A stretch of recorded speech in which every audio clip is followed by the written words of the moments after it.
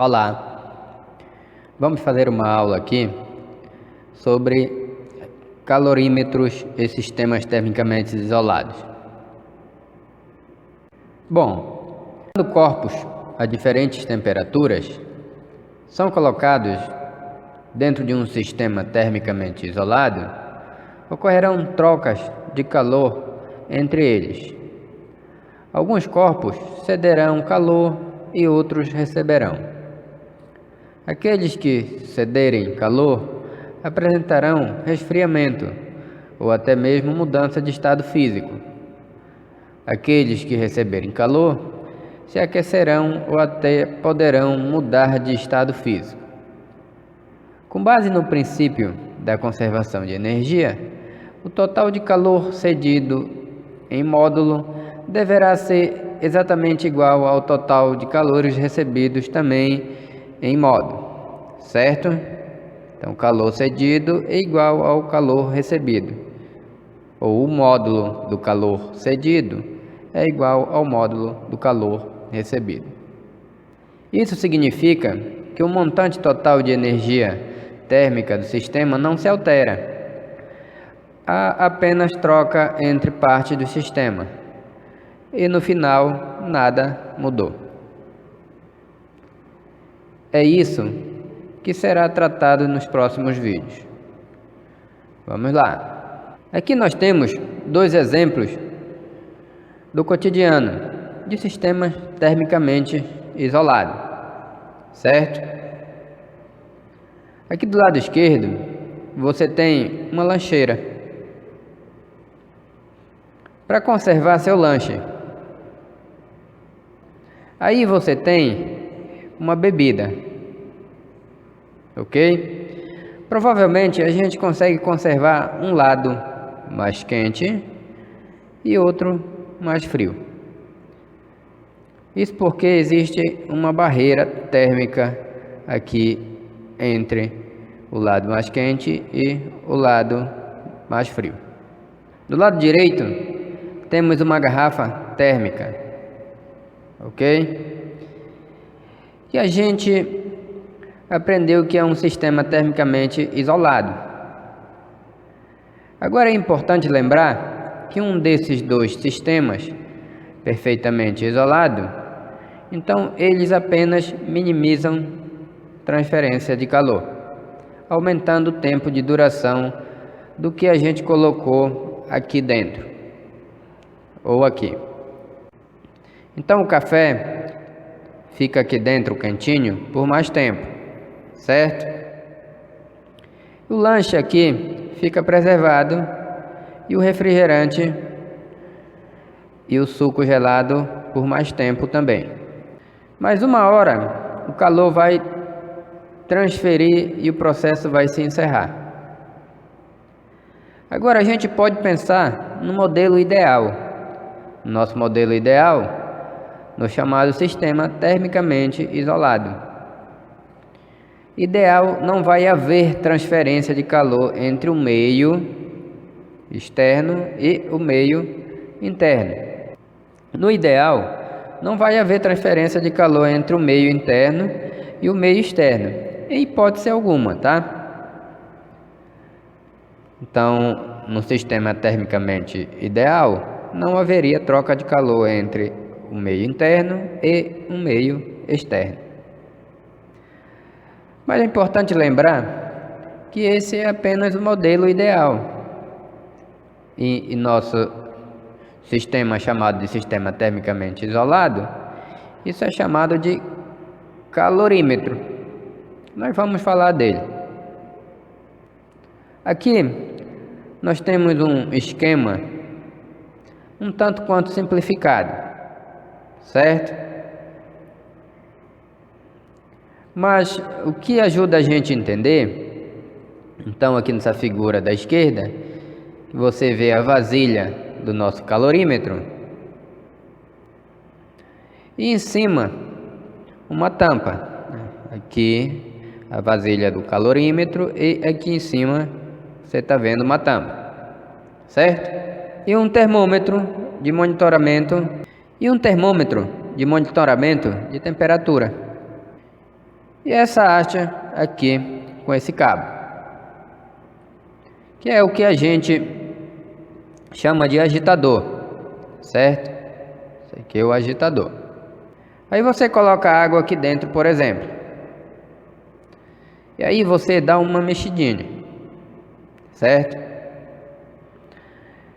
Para você poder garantir que a água vai mais ou menos a mesma temperatura em qualquer proporção. Aqui nessa figura nós temos um copo com um bastãozinho aqui e dentro a água que está sendo aquecida aqui por esse aquecedor. Depois de certo tempo, a gente vai tirar esse bastãozinho com uma pinça, certo? Isso aqui é uma pinça de madeira. Aí você vai colocar aqui dentro e vai tampar. Aí a gente agita a água e a fervura. Homogeneiza, certo? E as trocas de calor a gente acompanha para ver o que acontece com a temperatura desses dois corpos aqui dentro. Esse calorímetro também na prática ele não é perfeitamente isolado, mas para nossos cálculos, para efeito de aproximação, a gente pode considerar que ele é perfeitamente isolado, pelo menos num bom intervalo de tempo. Ok? O que acontece dentro desse sistema perfeitamente ou termicamente isolado de forma perfeita? É isso que a gente vai falar agora. Vamos lá. Então imaginamos o seguinte: esses dois corpos aqui, certo? Que eu vou dar nome para eles. Corpo A, certo? Que tem uma temperatura θ.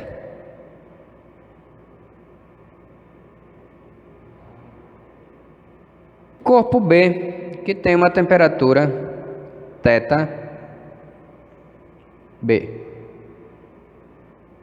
Certo? E para início de conversa, vamos considerar que a temperatura do corpo A é maior que a temperatura do corpo B.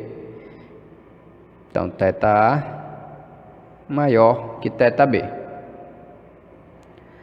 Mas que isso? Nós vamos considerar que esses dois corpos estão dentro de um sistema perfeitamente isolado, do ponto de vista térmico. Ou seja, esse sistema é termicamente isolado. Troca de calor do meio interno para o meio externo ou do externo para o meio interno simplesmente não vão acontecer, tá bom? Mas os dois corpos estão lá dentro e existe um que tem a temperatura maior e um que tem a temperatura menor. Então, entre esses dois corpos vai haver uma troca de energia. Acontece o quê? O corpo A ele está perdendo calor e ele cede calor aqui para o corpo B, certo? Então aqui ele cede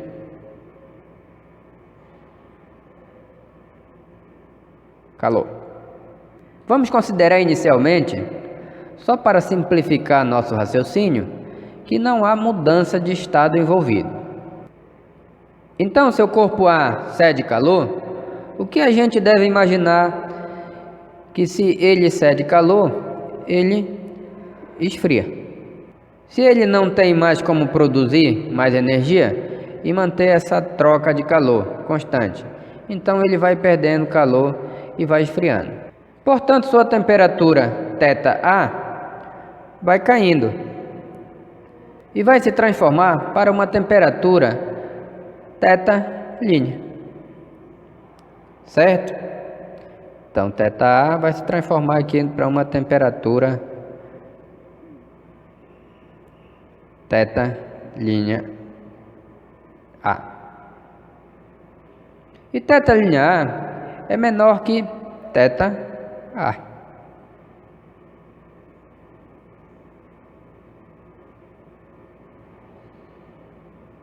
certo? O que acontece com o corpo B? O corpo B, ele recebe calor. Então ele recebe calor e aquece. Portanto, sua temperatura θB vai subir e vai se alterar para uma nova temperatura θ'B. Então aqui θ'B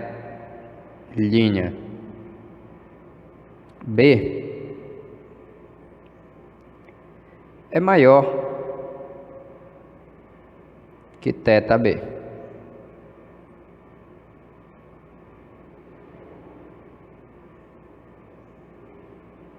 Certo?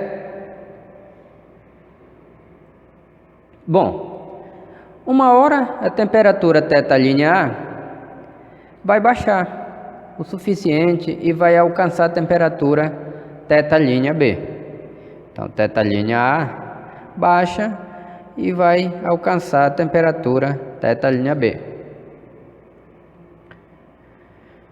Isso quer dizer que depois de um certo tempo, a temperatura θ'A vai ficar igual à temperatura θ'B. Então, θ'A vai ficar aqui igual à temperatura θ'B. Porque o corpo A esfriou o suficiente e o corpo B aqueceu o suficiente para que as duas temperaturas se encontrem. E quando isso acontece, a gente atingiu a chamada condição de equilíbrio térmico, certo? É quando os dois corpos passam a ter a mesma temperatura, e não há mais quente e não há mais frio. Os dois agora têm a mesma temperatura. E a transferência de calor se encerra. Portanto, o calor aqui, entre os corpos, vai se encerrar, ok? Mas o que aconteceu com a energia desse sistema? Vamos falar disso.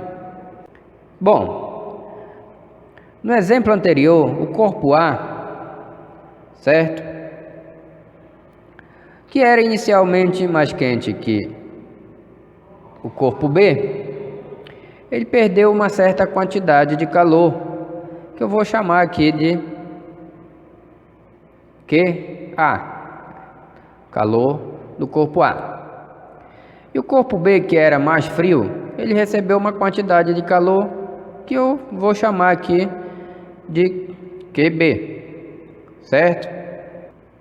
E se a gente considerar a possibilidade simplesmente de aquecimento e resfriamento, e equacionar isso assim, QA vai ser igual massa do corpo A vezes calor específico do corpo A vezes variação de temperatura. Corpo B, QB igual a massa de B vezes CB vezes variação de temperatura. Então, calor aqui de A, ele está perdendo calor negativo, e o calor de B, que está ganhando calor, é positivo. Aí a gente vai chegar à seguinte conclusão, que a variação de temperatura do corpo A é negativo porque a temperatura do corpo A diminui, certo? Portanto, o calor de A, ele vai receber o sinal aqui negativo, beleza? Devido à sua queda de temperatura. E se a gente equacionar o calor do corpo B aqui,